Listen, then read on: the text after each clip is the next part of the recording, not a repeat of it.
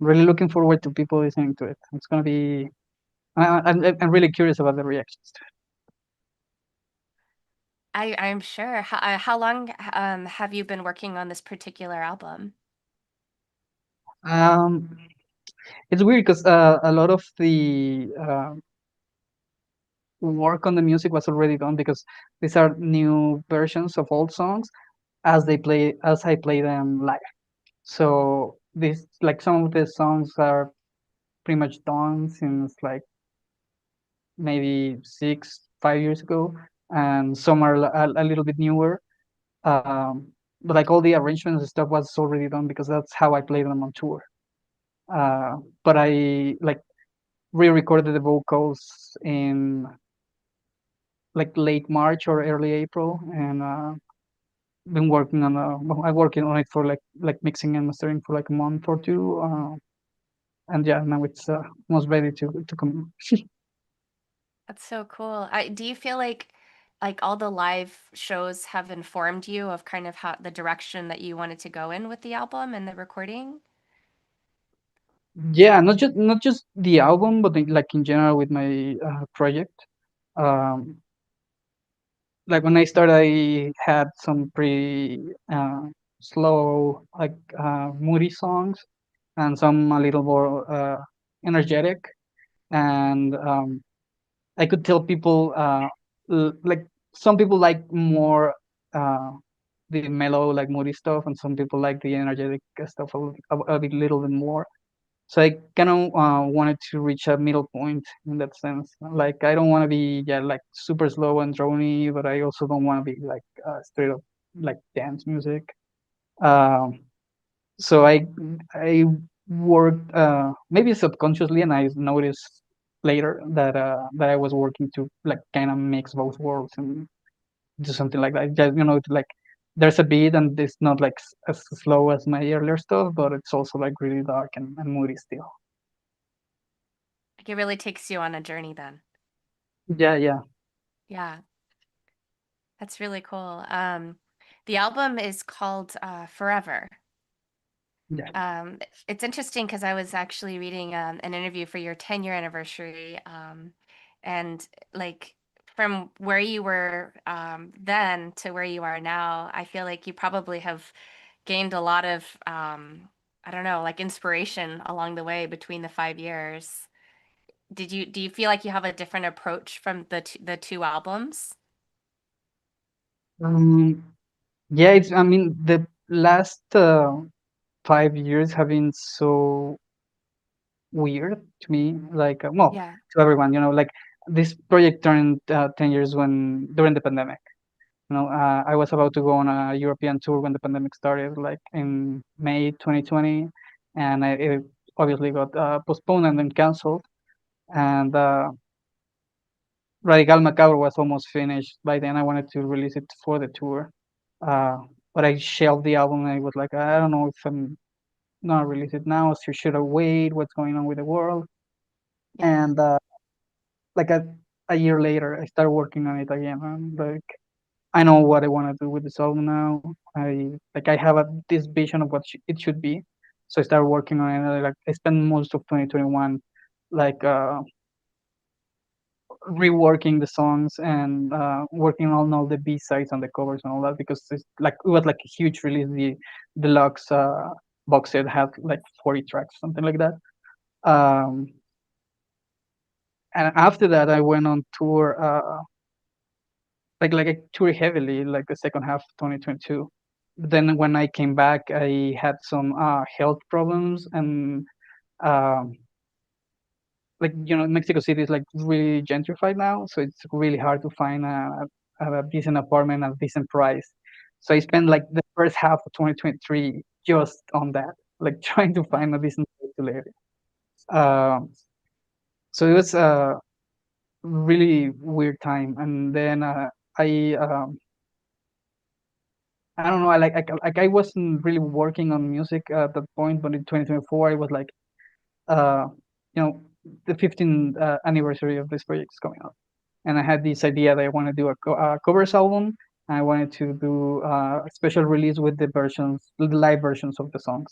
So I talked to Wes at Remission. I was like, "Hey, I have this idea for these two albums next year. Like, do you want to release them?" He was really interested in the idea. So we were like, okay, let's do it. Let's release the covers album like early in the year, and then the other album like in the summer. So yeah, I spent like 2024 sort of figuring out a couple of things and started working on these albums like really slowly. But then by the end of the year, I really picked up. So like if you really think about it, like I haven't really worked on new music in a really long time, like 3 or 4 years, because I just there was just so much going on with the world and with me like personally that I haven't had time to focus and sit down and be like, I want to do a new album. I want to do this for the new albums, you know.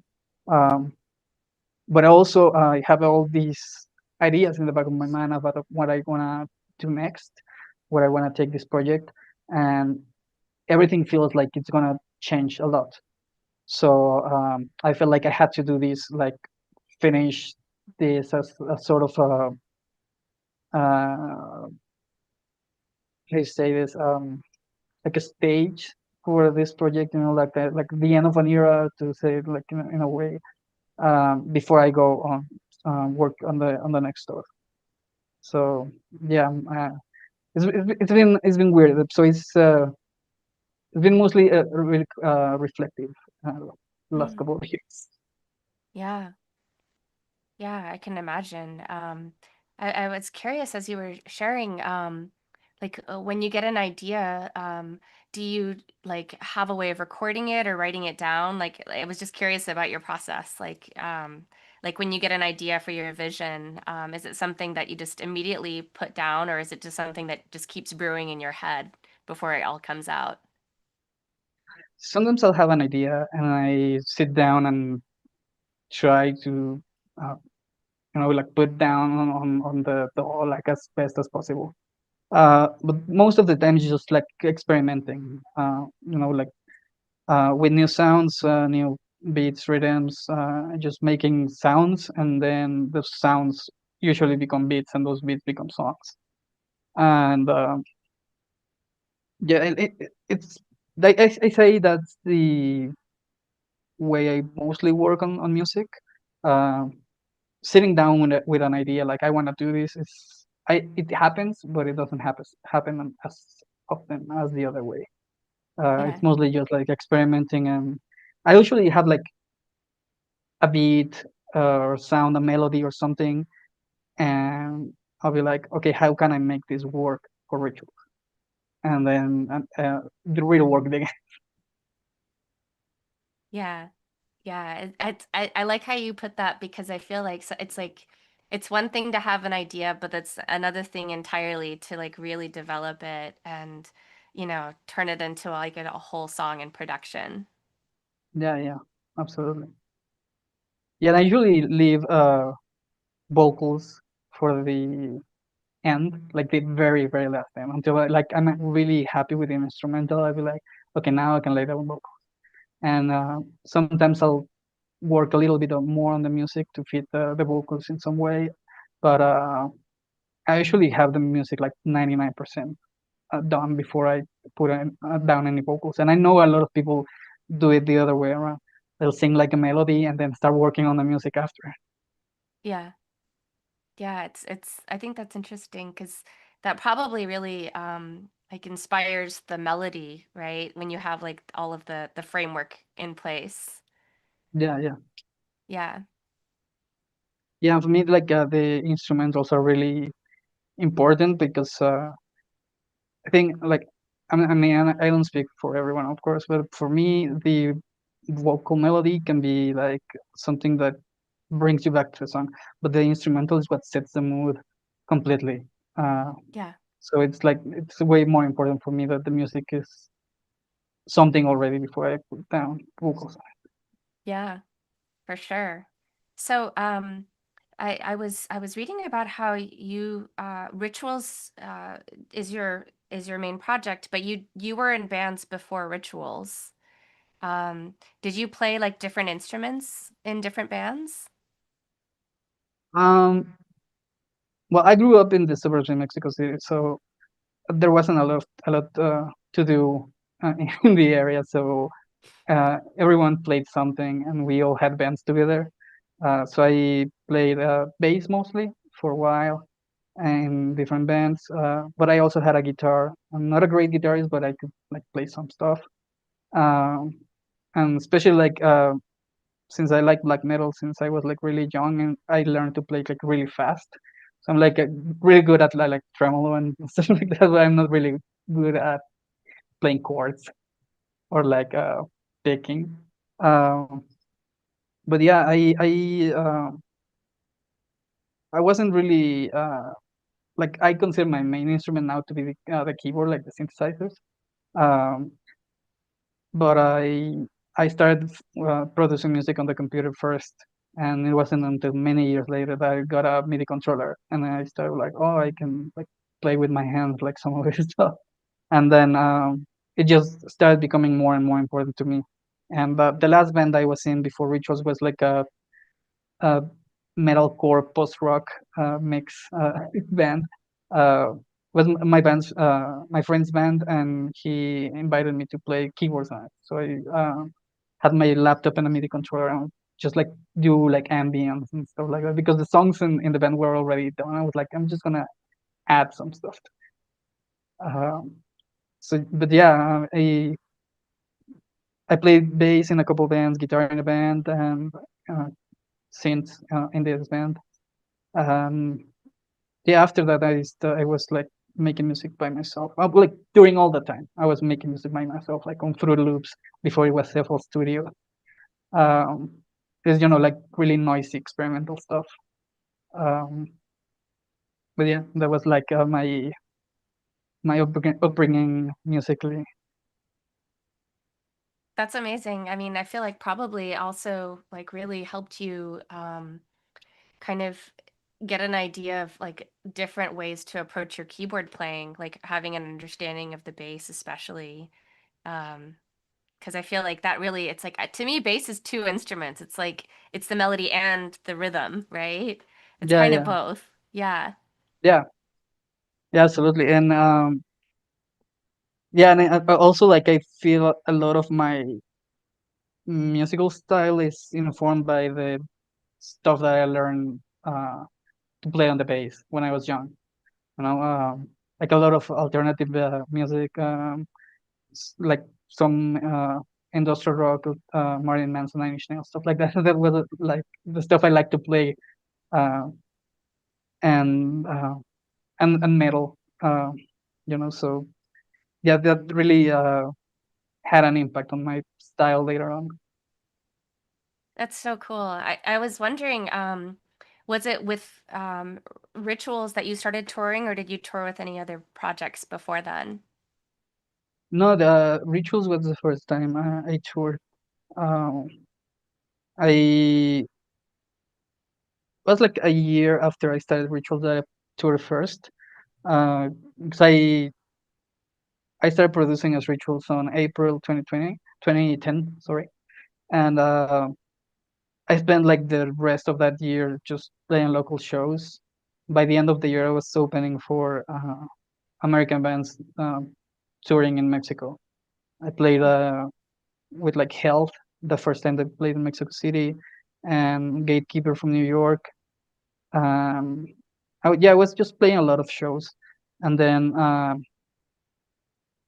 in early 2011, I was contacted by Robot Elephant, this small label from London, and they wanted to release a split with me and Foster Care, another like witch house artist from Philadelphia, I think. And they wanted me to play a show in London. I was like, well, if I'm gonna go over there and play a show, I might as well do a tour. And I had no idea how to do it.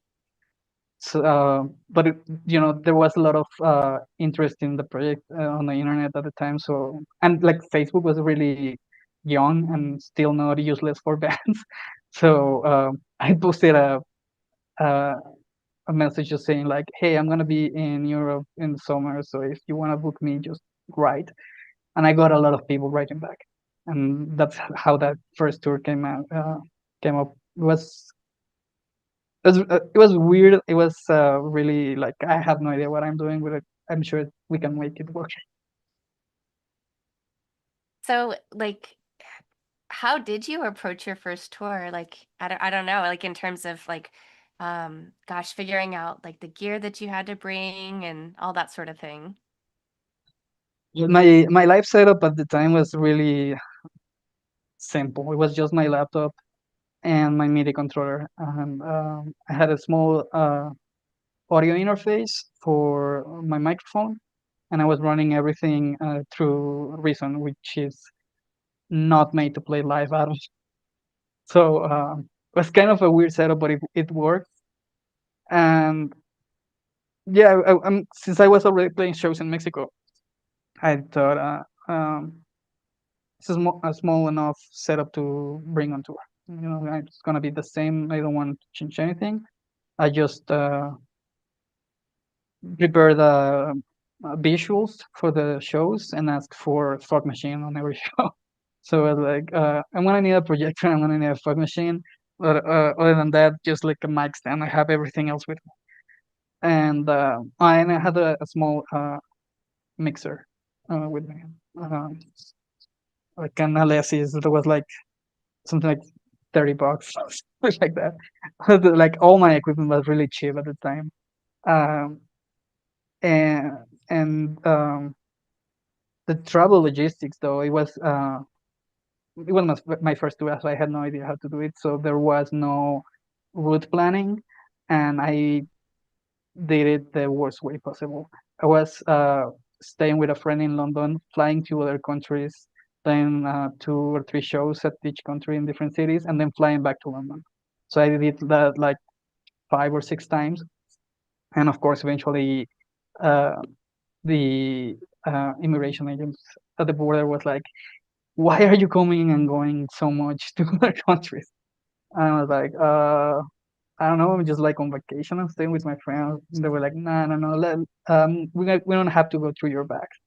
So of course, they opened my bag and it was like, I had no clothes and in the bag, you just like merch and a keyboard. And they were like, you're touring. You're obviously touring and you need a permit for that. I was like, oh, man, I don't know, man. Just like, I already played like 10 shows. I don't know. So yeah, they were like pretty angry about it, but I didn't get in any serious trouble. We're just like, are you gonna go play in another country and come back again? I was like, yeah, I still have Germany there. And I'm like, no, you're not gonna do that. Like you're gonna go to Germany and you're gonna go back to Mexico. We're gonna let you in the UK again. At least not this time, you know. I was like, fuck, okay. So my flight back home had a layover in Spain. So I called the airline, was like, can I just take the second flight like in Spain and not fly from the UK? And I was like, yeah, yeah, that's possible. Cool, let's see you in Spain.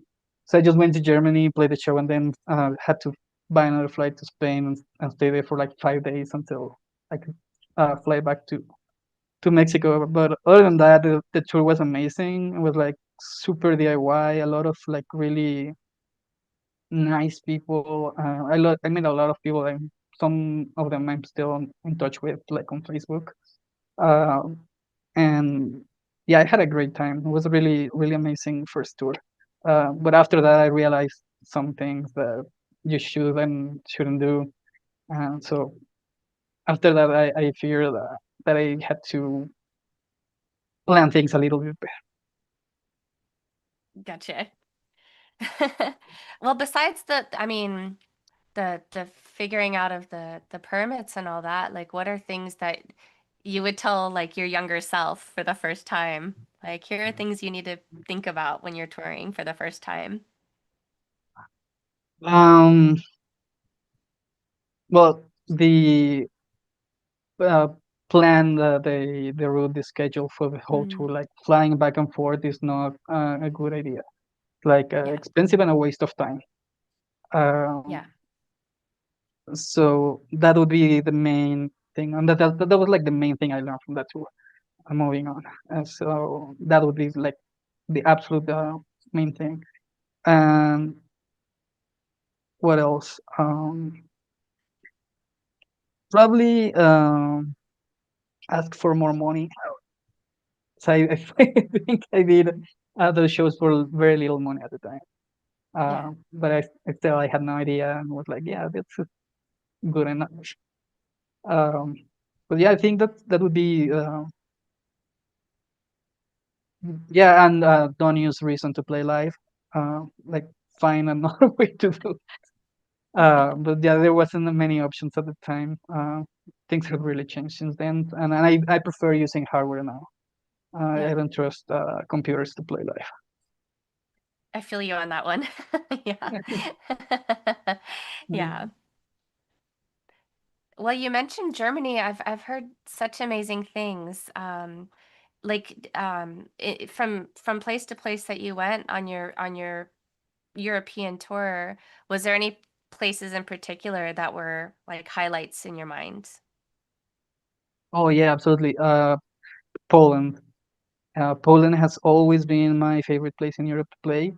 Uh, I think it's the country I played the most cities in. Uh, every show is always great.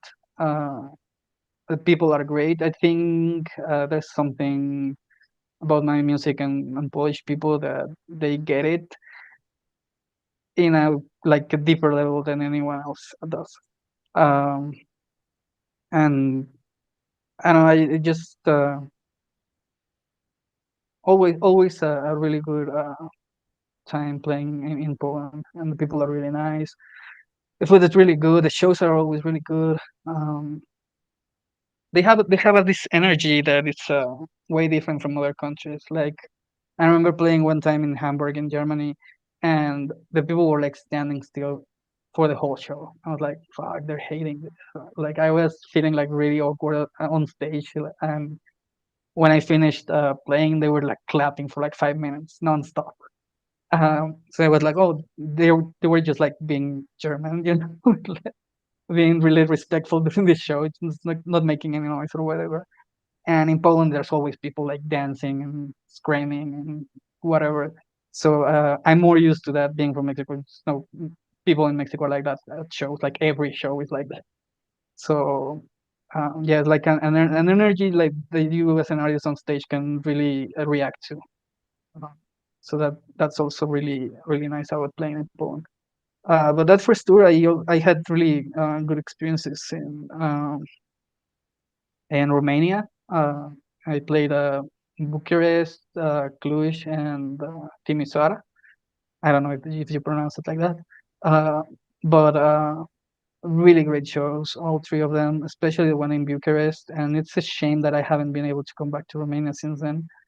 Uh, but yeah, those are some of the shows that I remember most fondly. That's amazing. Yeah, it really does make a huge difference too, like you were saying, when you really feel people's energy, I think. And sometimes it is surprising, like afterwards, like you were saying in Hamburg, when you're like, "Oh, I didn't know you liked it." Yeah, Okay, here we are.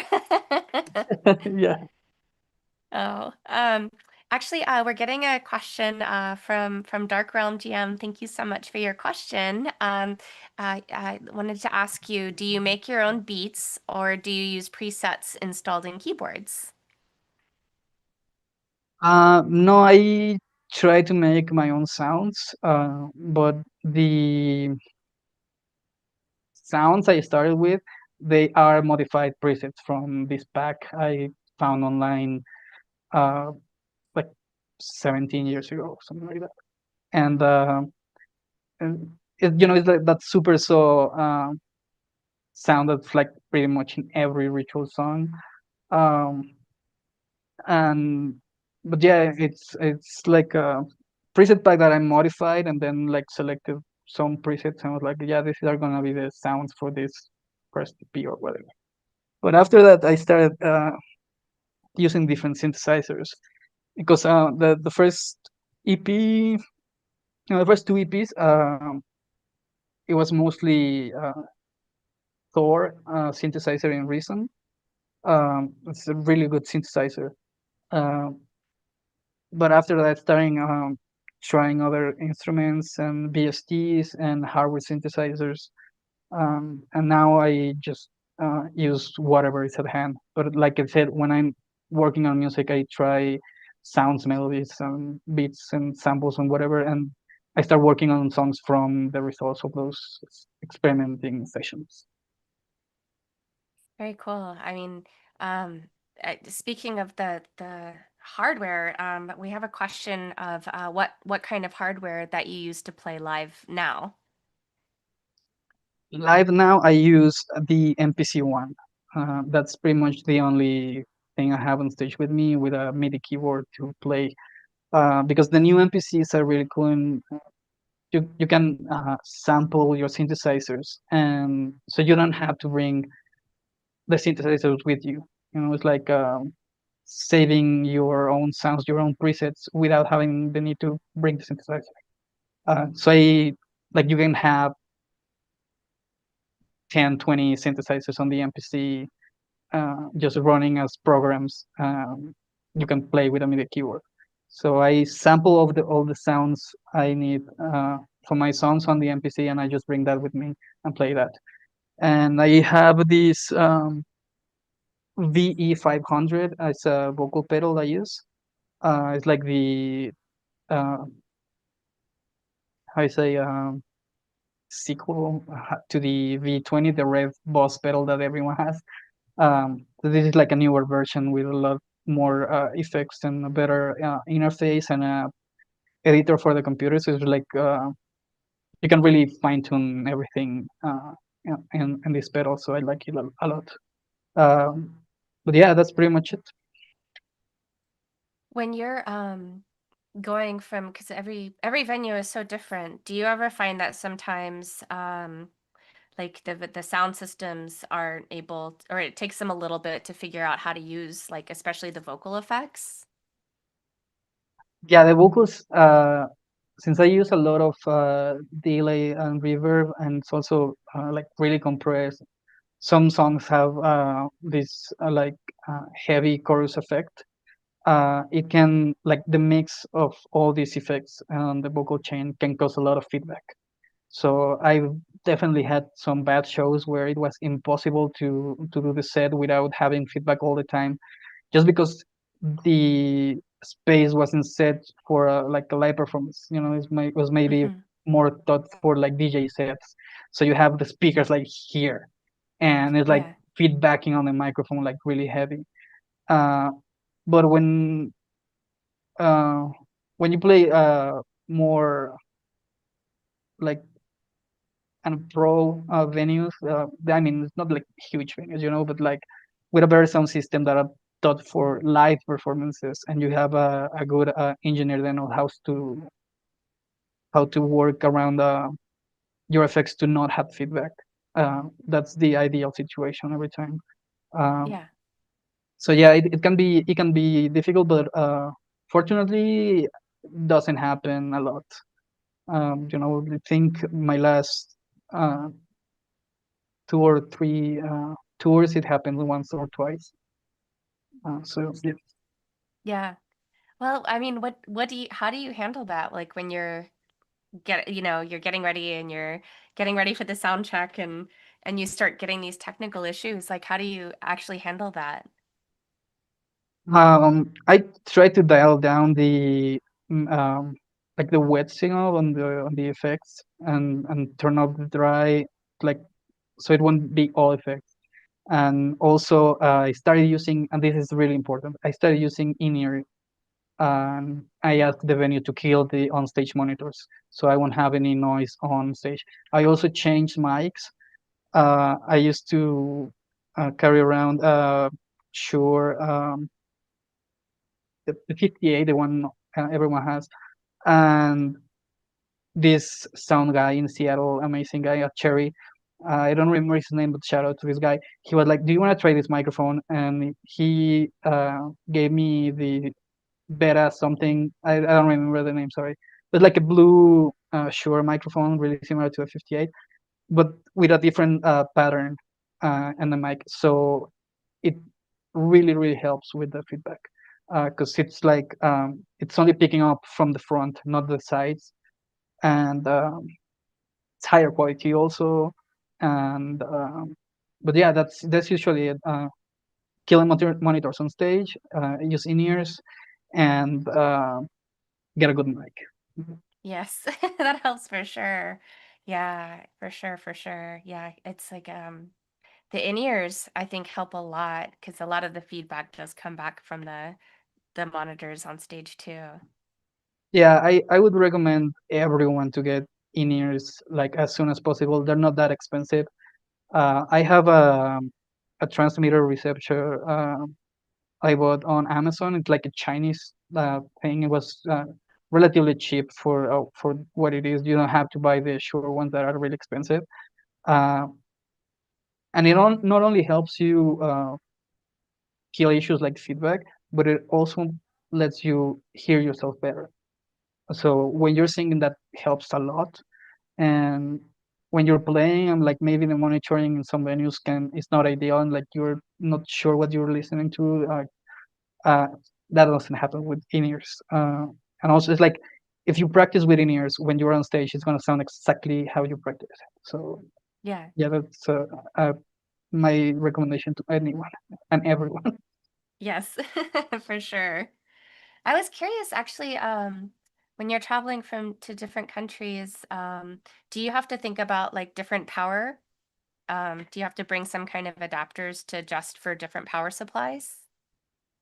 Um, Besides the like thing you put on the how do you say for sorry I forgot the word for that. Oh, maybe adapter? It's like a little adapter or Yeah, like the something. adapter, but like the tip on the power supplies. How do you call that? Well, those things.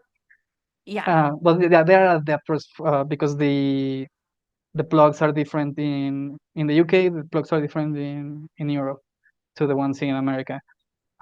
So I used to just travel with that, but a couple of years ago I bought um, a like a thing with multiple like sockets or what I don't know how you call it. Yeah. Uh, but it's like a universal one. So in the same output, you can plug in American, European, UK, and like Australian or whatever.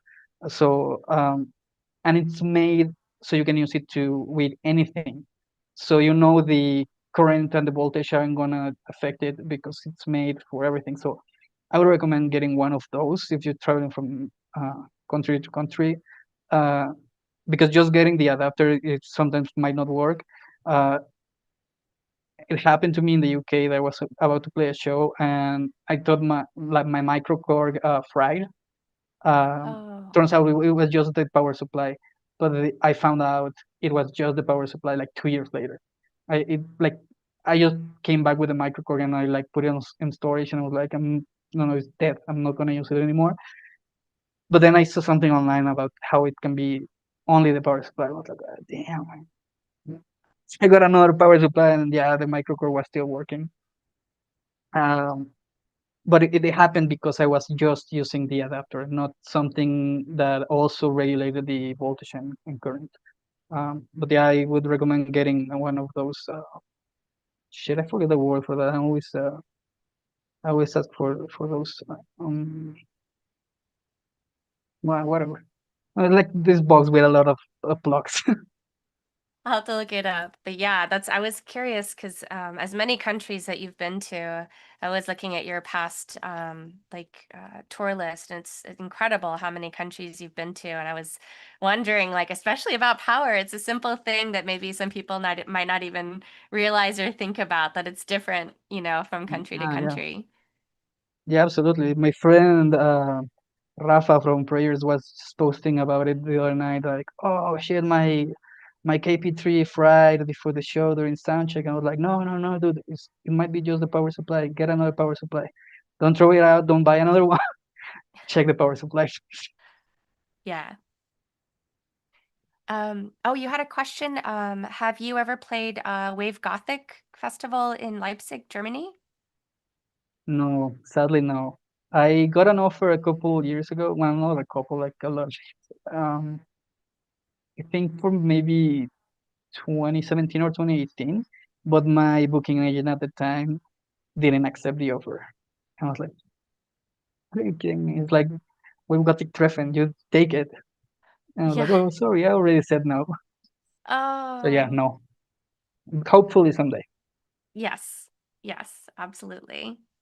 I was curious because we've never played in Mexico, but like, and you've obviously toured the US, but what is the differences that you've seen from shows in Mexico versus here in the US?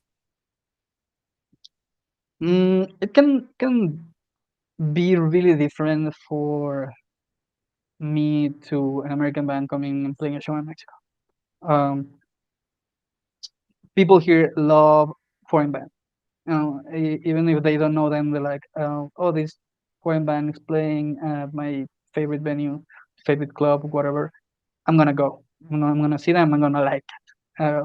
So they're gonna be there and they're gonna like it. They're gonna be really energetic because people here at shows they always are like, "We have to scream, we have to dance, we have to do all this." Um, but for me, I've had like really good shows, really bad shows. It's kind of weird. I feel sometimes like people take local acts for granted. It's like, yeah, I mean, like he's local. I don't really care. Um, Mm, um, which feels really weird when like play a show here and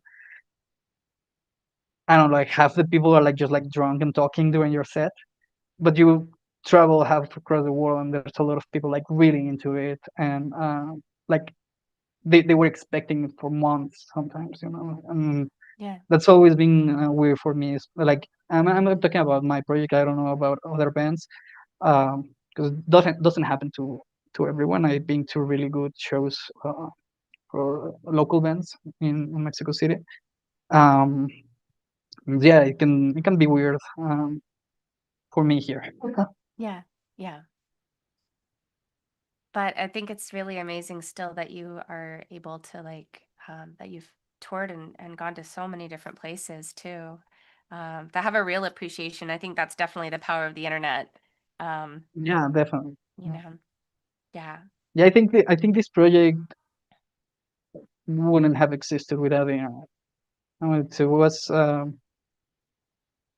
it was on the internet that it found an audience, and um,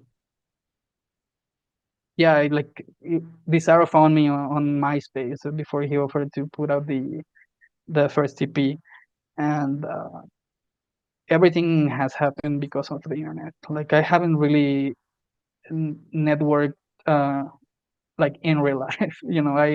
I do go to shows. I know people, but I'm not like, hey man, you should listen to my band. Here's my demo or whatever. I never did that. It was all internet, always, yeah, and yeah, a lot of luck. yeah. I have a feeling it's more than luck, JC. Yeah, I mean it's a testament to the fact that people really connect to your music. Because like you were saying from your very first tour, when you were like, I want to go to Europe, who's interested? And then you got hit up by a lot of people. And I don't think that would happen just from luck. S- Yeah, Yeah. It must be though so like really I don't know, inspiring, I guess maybe is the word to see like how people really care and want to hear more of your music. I know that here in Los Angeles, I personally am looking forward to the next time you are here. I was yeah, very sad to hear about your tour getting canceled and very sorry about that. yeah. That sucks really, really bad. But I kind of always knew it will happen eventually. Because Yeah, I'm not afraid to say I've been always open about it. I always tour without a work permit. I don't believe in laws that are like uh, affecting art or I don't know how to say it, but like I'm traveling playing music because I like music and because people like music. It's all about art. It's not like I'm gonna make $1 billion just from playing shows and like small venues. Um, So I kind of always figured it would happen eventually, that I was gonna get caught in some way. But I never expected it to happen like this. To have someone rat us out to the government, and then have the government reach out to venues and be like, "Hey, we know he's coming, and we're gonna take like a huge tax cut from this event, and that's gonna like basically ruin the whole tour." Yeah. And then during a time when social political um, like uh, climate in the US is so bad that there's a risk that you can be playing a show, and then like the fucking American Gestapo is gonna show up and deport you. Just not Yeah. worth it for someone like me. And and it just not just me. Like a week or two after this happened, I saw um, two Mexican bands, like big local Mexican bands. They play festivals. They are popular. They have like uh, 15, 20 year careers. They also canceled their tour because the ARS was contacting venues and saying the same shit. Like, we're gonna take this huge tax cut because they're Mexican artists in the US.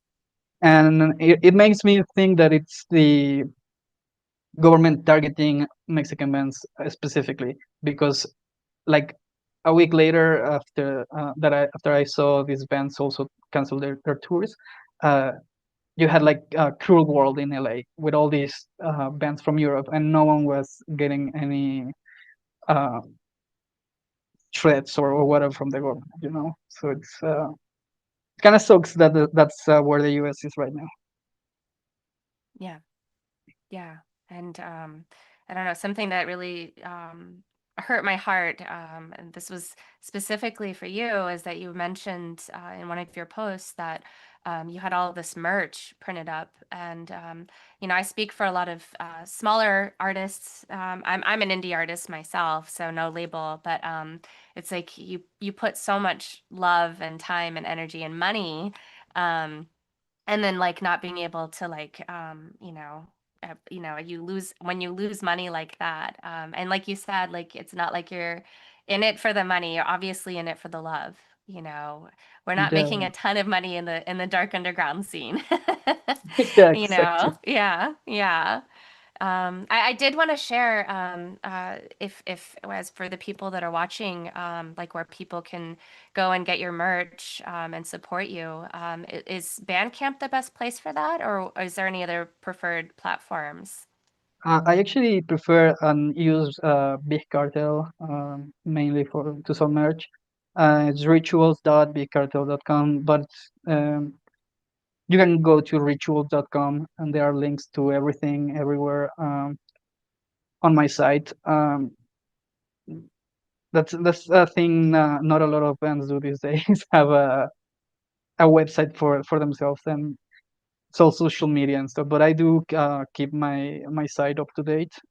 So yeah, you can go there and find the link to my merch. Um, I do have some merch on Bandcamp, but I don't like the Bandcamp merch cut. So I prefer to sell on Discord. Yeah. So rituals.com.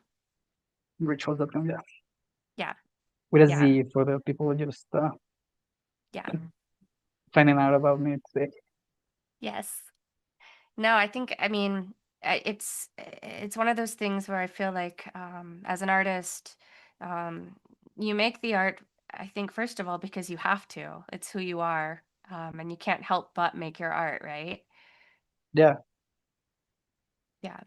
yeah, totally. It's like I've thought so many times about just doing something else, and it always comes like, what the fuck am I gonna do? I'm like, I don't like doing anything else.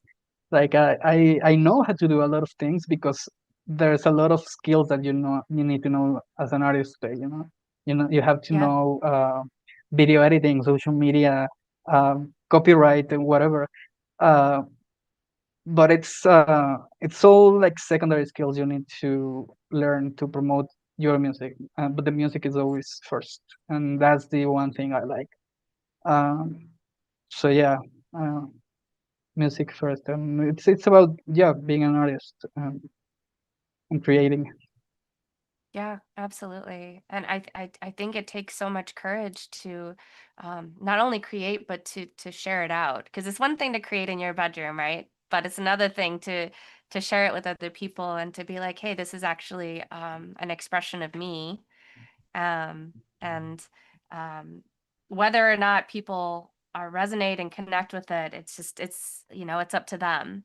But you put it out there in the world, and it is amazing when you do find people that really connect with it. Yeah, that's true. That's probably one of the best feelings you can have as an artist. You know, when you put something out and someone reaches out and it's like, "Hey, I really like this," or I've gotten so many messages across the years from people, from like, this has inspired me to make my own stuff, or uh, I don't know, I met my girlfriend because we both like your music or whatever. To the, literally saved my life. You know, Yeah, it's yeah, always someone that really connects with your music on a level that you didn't expect to. But I'm really glad it happens. yeah. I feel like that's just that's really well, we're getting some amazing comments here. Music is like our life support, and art should have no boundaries. 100%. I love that. True, yeah. Yeah. You are getting a question. Do you have your music on Spotify or Pandora? Yeah, it's in every streaming service. Spotify, Apple, Pandora, YouTube, Amazon, all of them are covered by my distro. The one thing that you can find online is my last album, Mimic, in Mexico. Some rights issue because it's a covers album. You don't need licenses to release it the rest of the world, but you do in Mexico, and I was not gonna waste any time on that. But yeah, and I also have a SoundCloud. You can listen to some older stuff that it's not on any albums on there, like some cover songs or remixes that I've done that are only on SoundCloud. But yeah, all my albums and EPs are on streaming services. Awesome. I love that it's again, we were talking about the internet, but the fact that it's a place where people can easily access it no matter where they are in the world. Yeah, yeah, yeah.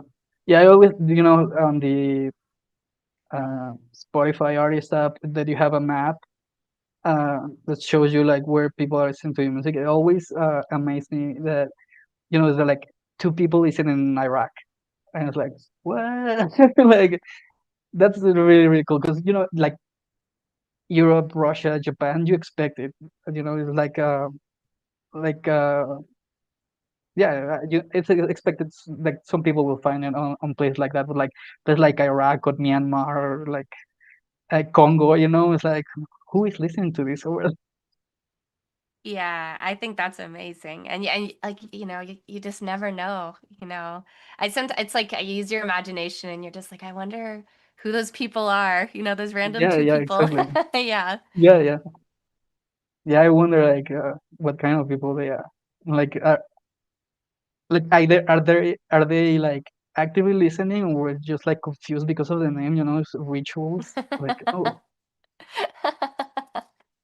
You never know. yeah, yeah. Like for a while, I was getting like hundreds. Like this was like 12 years ago, but I was getting hundreds and hundreds of new followers on my Facebook page, and it was all these people from Pakistan, and I realized they were liking the page because of the name. They didn't know anything about the project or music, so I had to actually block Pakistan from liking and seeing the page because it was making my audience like grow a lot and diminishing my reach to the people that were actually liking the page because of the music. Um, Mm, one of those first social media issues that I ran into, like really early on, like 2013, 2014. yeah. Oh You know? gosh, that can happen. Yes. Yeah. Yeah. Especially when it's also like different when there's different languages too and people don't quite understand what they're getting into. Yeah, yeah, Yeah. Yeah. yeah. Like I like it's kind of like the idea behind Throbbing Grizzled album 20 Jazz Funk Great, like evolve and twisted into this like dystopian social media thing. Like this is gonna make some people. Yeah. Well, I was curious like in terms of any countries, because you've been to so many, are there any that you haven't been to that like is on your bucket list where you're like, oh, I would love to tour there? Oh yeah, definitely Japan first. Oh, Like yeah. I've been wanting to go to Japan like since I started touring, and it's weird because I don't know anyone there. Never has ever reached out to me. I have no idea where to look to even go there. But I do get merch orders from Japan regularly. I mean, not a lot, but like every couple of months, one or two orders to Japan, especially Tokyo. Um, but also, weirdly enough, I have never played a show in Spain or Portugal, and I would really, really love to play there. But Oh, yeah, yeah. this pretty much every other country I've wanted to play, I played already, thankfully.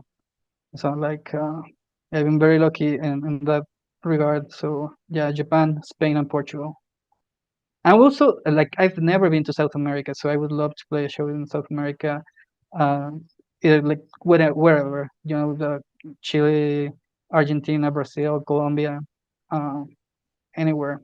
It would be really, really cool to play South America too.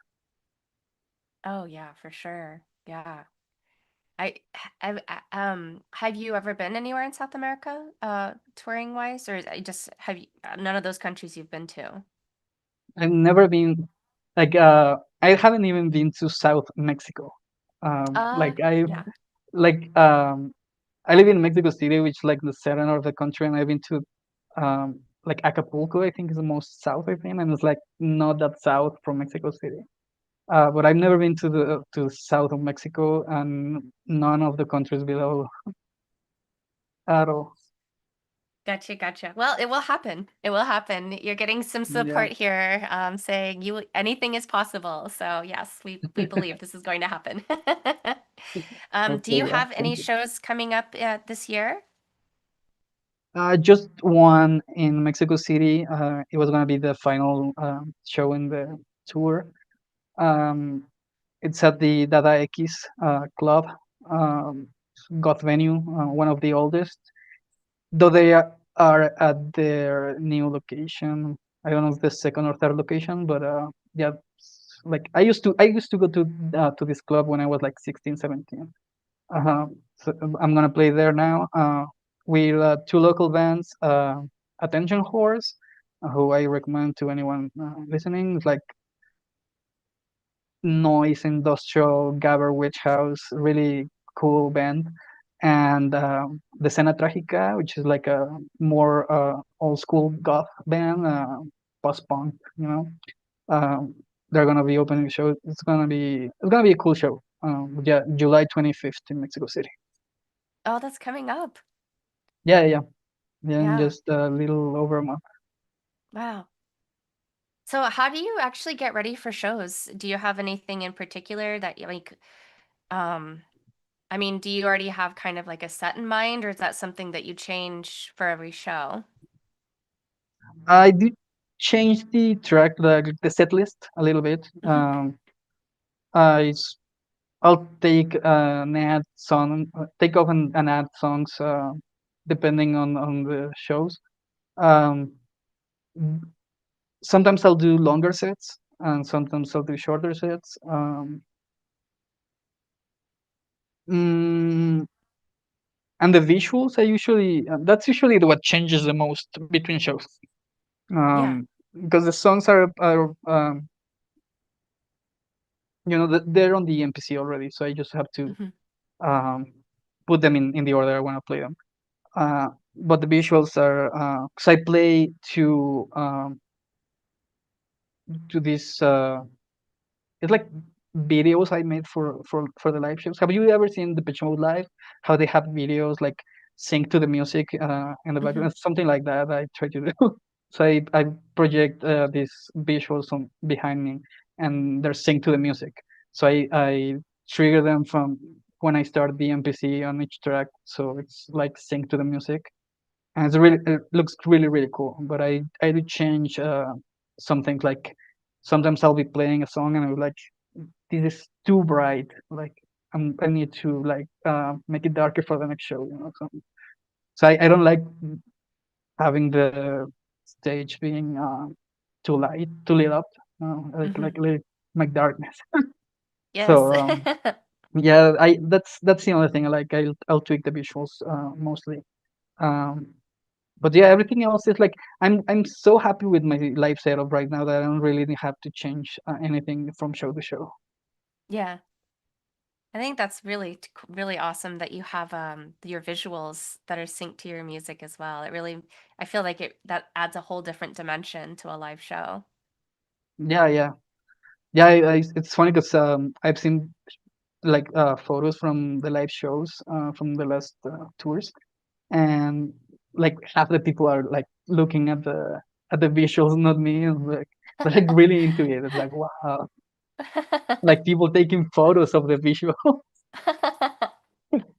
because they're, um I mean, it's not because I made it, but they're really cool. there I really want to see. I've seen like some of the pictures online, but I'm sure it's amazing, even more amazing in person. Yeah. I was a question from Alan Keene was asking, I know a lot of countries have their own customs and rules and guidelines. Do you have to learn them all before you go somewhere just so you won't get in trouble by not following the rules? Nah, not really. I mean, I do think I'm really um chill and polite when I'm like talking to new people. Uh, like I have a dark sense of humor, but I'm not like I'm not gonna say something that gonna offend someone if I don't know them. You know? So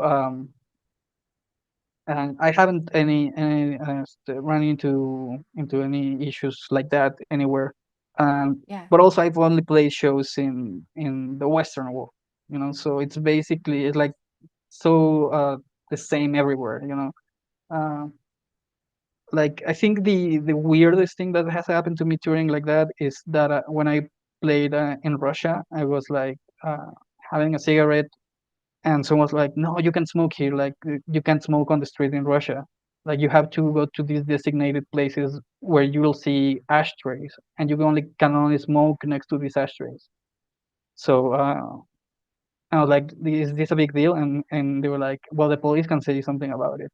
Like they're not gonna arrest you, but they can come up to you and say something about it. And I was like, okay. So for the rest of the trip, I was like really careful about where I was smoking. Um, Yeah.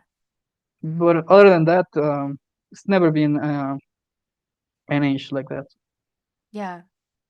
Yeah. I mean, I feel like music is so universal.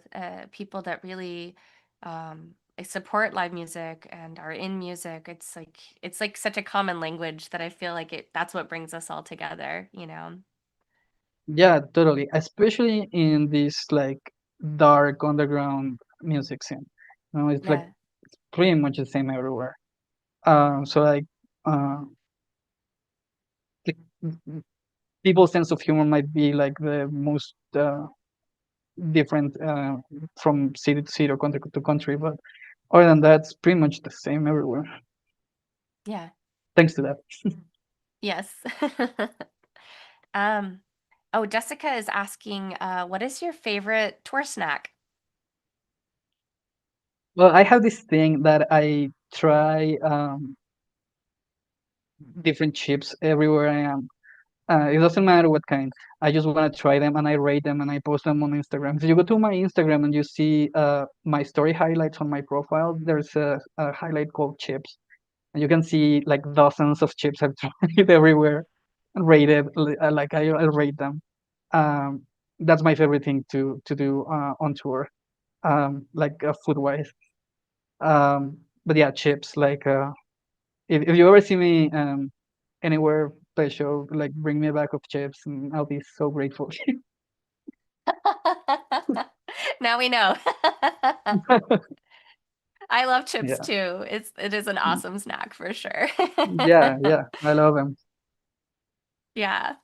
I mean, I'm sure, what we'd have to go look at the highlights, but do you have any favorites off the top of your head? Yeah, my absolute favorite are the Dorito Tapatios, um, which are only in the US, and you can buy them in Mexico because we have some stores that import snacks. Um, Hmm. but they're like really expensive, so I don't buy them frequently here. But yeah, the Doritos Tapatio are my favorite, and Rancheritos from Mexico. You can find them in the US. The absolute best. Those two are my I, favorite. those are pretty awesome. I haven't tried the Tapatio ones though. I'll have to try that. They're so good. It's really spicy, but they're so good. So, Pete is asking, when you tour, do you go with anyone or are you traveling solo the whole way? I'm usually by myself touring. Um, I've only in the last 2 or 3 years that I started playing shows like series of shows with another band. Like my first like co-headlining tour was with Sibling in 2022. They're from Portland. Um, we did a West Coast run from San Diego to Seattle. Um, uh, and we were like, all of us in a van, like driving from all the West Coast, from San Diego to Seattle. Um, but other than that, I'm pretty much by myself always. Unless in Europe, one of my best friends, I've known him since like 25, 20, 2005, 2004, something like that. He lives in Paris now. He's from Mexico, but he lives in Paris now. So he'll join me on tour sometimes for like a couple of days. Just because he has this flexibility with his job that he can go for the weekend. Just like, oh, I'll join you, and so it's pretty cool. Like having someone with you because it's cool that you get to meet all these people when you're touring, and sometimes you make friends with them. But other than that, like in between cities, you're like by yourself in a bus or a train or airport, wherever. Uh, or like I usually when I finish a tour, I'll stay in the city I finished for 3 or 4 days to like sort of a small vacation. And it Hmm. sucks like going to all these places like museums and all these landmarks and shit, and not being able to have a photo of anything where I'm on it. Like I'm taking pictures of everything, but nothing that's not like a shitty selfie. Uh, so yeah, I do appreciate having my friend with me when I'm playing in Europe, and we can take photos of each other at these places. It's funny when I travel, and I look back at pictures, I feel like it's like I always look at more of the pictures of the people than the places, you know? Mm, Like those are the things that my eyes always gravitate towards, and I've tried to get better about that where I'm like it's all about the people for me. I think like yeah, you were saying. Yeah. I think it's weird because there are some really good friends that I've made touring that I don't have a single photo with.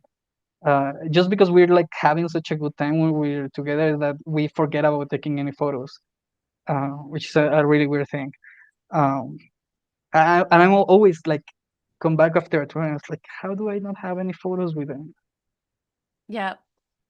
Which is great that you're in the moment. That's awesome. Yeah, But yes, it's yeah, always yeah, nice to have those memories too, for sure. yeah. And I love photography in general, and for me, it's a really good way to like keep your memories, and Like I don't post photos online to like share.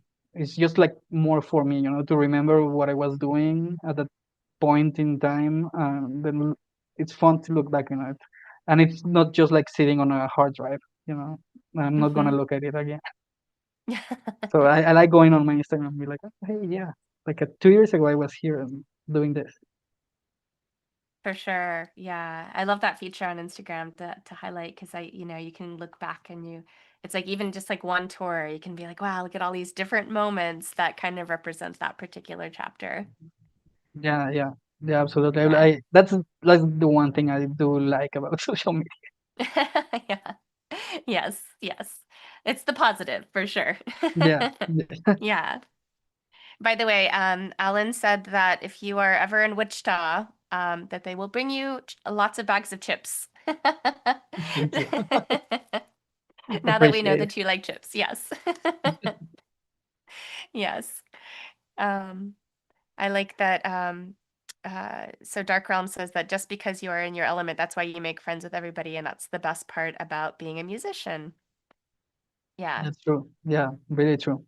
It's way easier to make friends on the road than going out in the city where you live in. Oh my gosh, that is so true. I'm so shy. Naturally, I'm very shy. So I hardly ever go out. But it's when I'm on tour that I'm like out and about and you're in your element. Yeah, yeah. And yeah, it's a lot more Yeah, natural, I actually, think, to connect. that's a really positive aspect about touring too. I think I became way more social when I started touring. Like, it's not that I was shy before. It was just like not into like meeting people. Well, like I had my friends, and that was like enough. Uh, but when I started touring and I started meeting all these people, I was like, I started getting this interest in meeting people, and finding out more about them. I was like always like, oh, what kind of people am I gonna meet next? Like I'm going to this small town that I've never heard of. I wonder how the people are there, and or like I've always wanted to go to London, and gonna love like meeting people from there.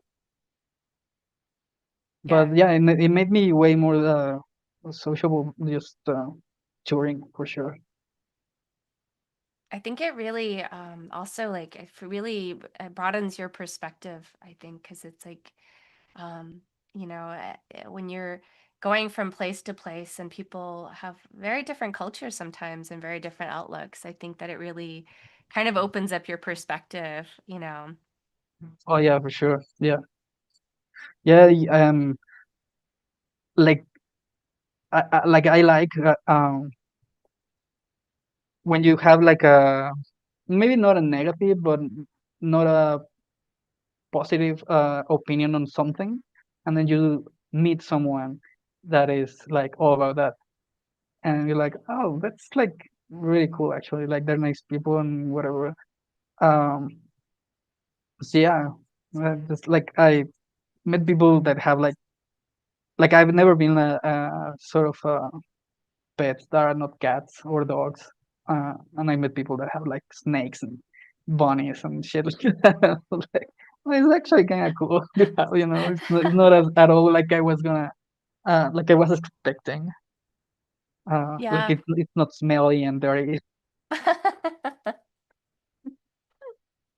Yeah, I know it's very interesting, and we haven't done a lot of touring outside of the U.S.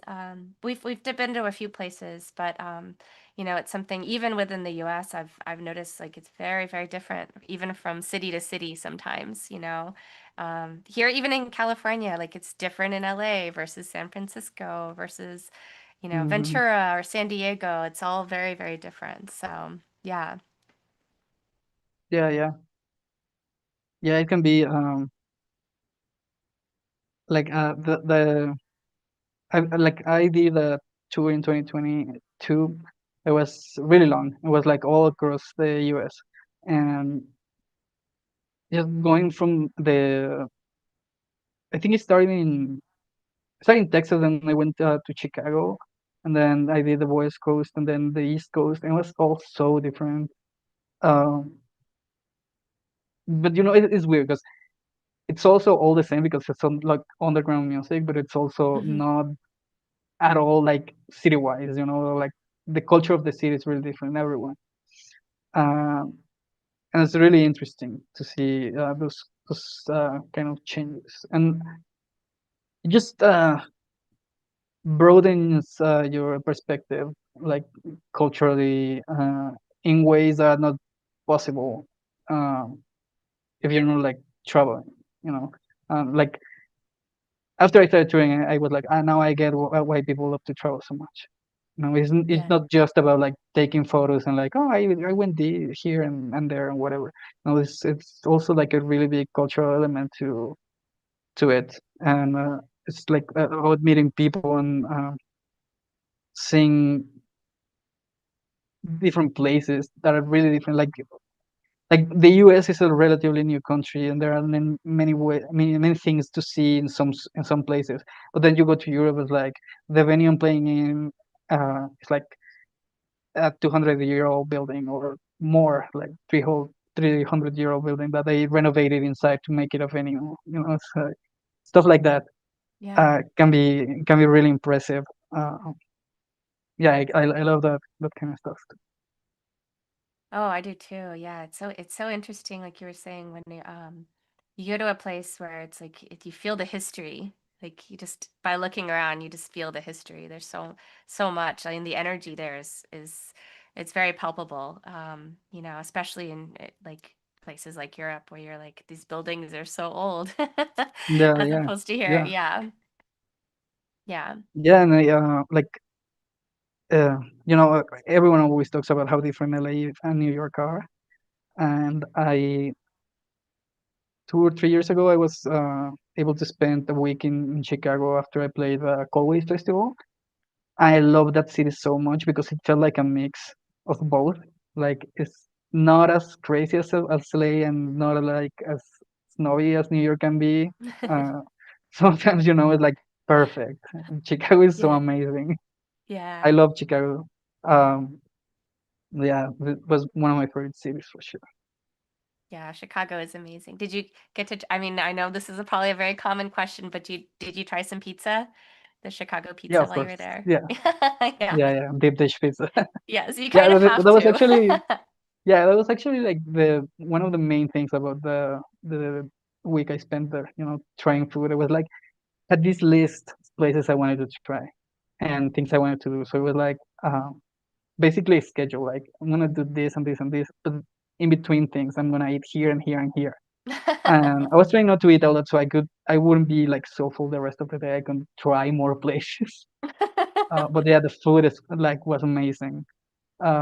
Not just like of course like the pizza in Chicago is really good, but not only that.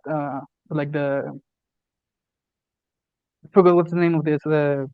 Like the sauce, like the roast beef sauce.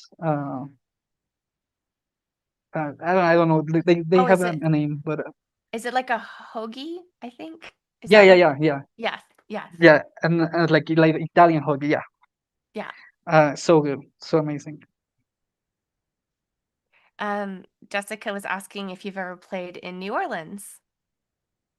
No, this tour that was canceled was gonna be my first time in New Orleans. It was gonna be Oh, my first time in a lot of places: yeah. Florida, New Orleans. Um, where else? My first time back in Philadelphia after like 12 years or something like that. Yeah, it's a shame that tour got canceled because I was gonna go to a lot of places I haven't been before or haven't been in a long time. Yeah. But yeah, Yeah. definitely wanna go there for sure. New Orleans, Atlanta, uh, Mm, Miami. Yeah, there are places that I wanted to visit for a long time yeah. In the future. in the future. Yeah. We have, yes, in the future. Well, I was wondering, like after a tour is done, I know personally I always have to kind of recover, and I was wondering if it's the same for you, if you have to go through kind of a period of recovery, and if so, like what you do to recover from a tour. Yeah, I usually take a week to like decompress from tour. It depends on how long and exhausting the tour was, on what I would do. If it was a long tour, I usually just like watch movies for a week. No, not really do anything. Um, but sometimes I'll be just like just gonna go out. You know, Yeah. I like I've been out for like touring, but it's not like the same as just like going out for fun. I'm gonna have dinner at this place. I'm gonna go to this museum. I'm gonna go to the cinema, see a movie. Gonna go to a show. I don't have to play. Yeah, it varies, but yeah, that and I usually decompress playing some like RPG and the Nintendo. Um, that's one of my favorite ways to decompress, either after a tour or after an album. So yeah. So do you have any favorite games that you like to play? Um, I'm always playing and something new. Like Hmm. uh, like I like to finish games and then start a Yeah. new one. Uh, Yeah. but I do have my favorites. Like I love the Dragon Quest series. Um, like think I played most of them by now. I think I'm only missing one or two. Um, uh, I've been really into Balatro lately. This card game on Steam. It's really crazy, and I love Mario games. Just any Mario games like Mario RPG or Mario World or whatever. It's just always fun to play a Mario game. I'm not like I like video games a lot, but I'm not uh, like a big gamer. Like Hmm. for me, it's like it's actually a hobby that I don't Yeah. spend too much time on. Uh, it's not like other people that are like really invested into it. Yes. Yeah. Yeah. But it's good. It's a nice way to decompress, like watching a movie. Yeah. Yeah, Yeah. it's relaxing. That's the only thing. I don't like stressful games. Like I won't play Elden Ring or games like that. So Yeah. it's that's not relaxing. No. I wanna relax when I'm playing Yes, agreed. it.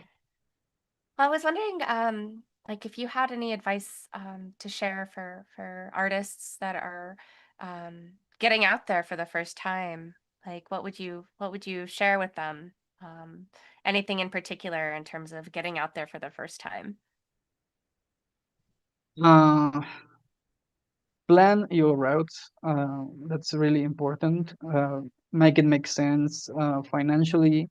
Don't go to one place and then like drive back and then you have to go on the other direction again. That's never a good idea. Um, Make an inventory of your merch, and Mm, every night after a show, count all your merch and make sure you know what you have and what you sold, and keep your money safe. That's always a good idea. Don't drink too much. Don't get drunk. Do not drink before playing. People will notice, and you don't want to see someone drunk on stage. That sucks for everyone.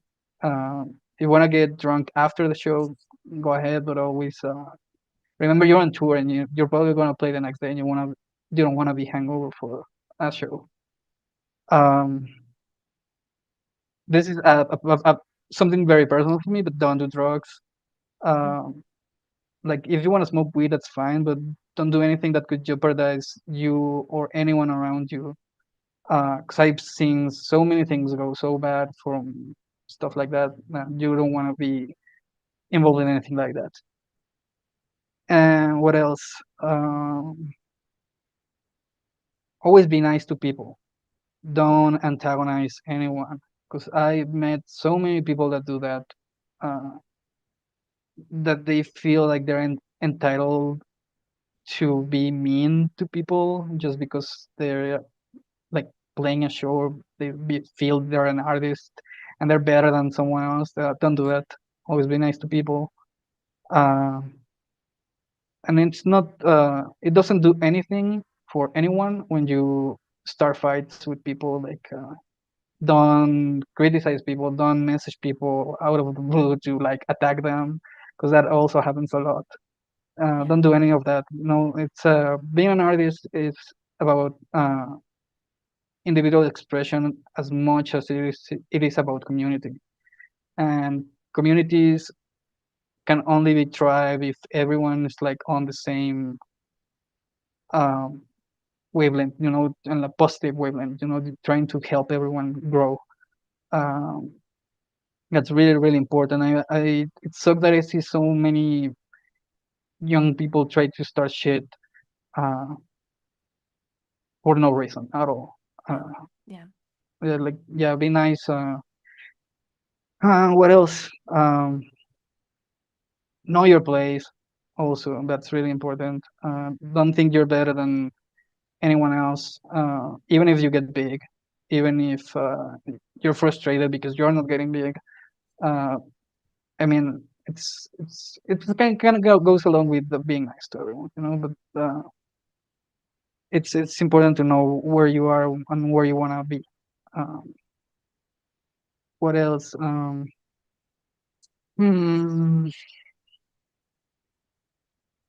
I don't know what else.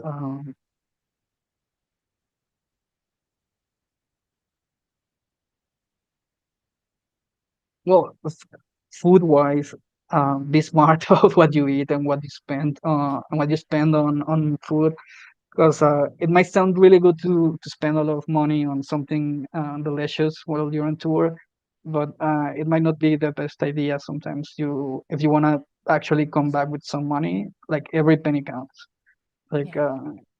trust me, it's better to have McDonald's or Taco Bell sometimes than going to a nice place if you want to save money. I know not a lot of people like fast food, and some people won't eat it at all. Uh, but for me, that works. So if you can handle it, do it. It's worth it. Yeah. And oh yeah, when I started touring, I would buy shit all the time. Like, go to a record store, buy records. Go to a bookstore, buy books. Try to be smart about it. I'm not saying don't do it, but be smart about it. Like, I stopped buying vinyl when I'm on the road, because it becomes a completely new issue when you're traveling carrying vinyls around. So I only buy CDs now because I can put them in my backpack and have a lot Yeah. of them in my backpack. Um, but there are no big books, like, um, or like big synthesizers or something like that. Like, if you want to buy gear on the road, do it at the end of the tour or towards the end of the tour. You don't want to carry around something you're not going to be using. Um, what else? Well, this actually is a really good advice. Not everyone is going to be able to handle it because it's really difficult. Uh, but most of the tours I've done, if not all, have been uh, done taking Greyhounds, um, trains, and short flights instead of driving or renting a car. And it might be really annoying to have to get up at like 7 a.m. to catch a bus because you have to be on the road for like 9 hours to the next show. But the amount of money you're gonna save doing that is huge. Of course, not everyone's gonna be able to do it. Depends on how many people you are, on the gear you bring with you. But in my case, that I'm one person and I only have a suitcase and a backpack with me at all times, that has saved me so much money. That it's made every tour I've made profitable. Um, it's not for everyone, and it can be really exhausting after a while, to be on the road like that. But if you're starting out and you want to actually come back with money, look into it. Yeah. It makes that's very, very solid advice because I think that many artists don't even think about that, right? About like, oh, I can actually come back with money. Yeah, yeah. Yeah. I've seen so many bands that, oh yeah, we're renting a van or we're renting a small bus. And it's like, can you even afford that? Like, are you gonna come back from with money from doing this? Like, doesn't sound like a really good idea to do it like that. Like if you're just a couple of people, three people, get a car, not a big van or Mhm. a bus, you know. And if you're by yourself, like you can find other ways to travel. Yeah. Yeah. And to that, you know, it makes sense too to think about like the things that you're carrying with you, since you have to actually physically carry it, um, to really have to think about that. Yeah, that's another thing that like it might look really cool to have big gear on stage, a lot of gear on stage, but it's sometimes not the best idea logistically, you know, because you're gonna have uh, you're gonna need to have cases for that stuff. But you don't want to get it ruined like touring, and cases are expensive and heavy, and they take up a lot of space. Also, so be smart about your setup. You know, there are so many good options to play live shows these days. And the new NPCs are a great way to play live these days. So they're basically a computer that won't crap out. Um, even if you want to use a computer like Ableton Live is really good to play live shows these days. A lot of people use that. Um, but yeah, like we're in an era that every big company is like releasing group boxes and centers that do a lot of stuff. And so yeah, look into the best way to um, like transfer your music to a live setup. Like you don't have to do it exactly as you did it in the studio. Like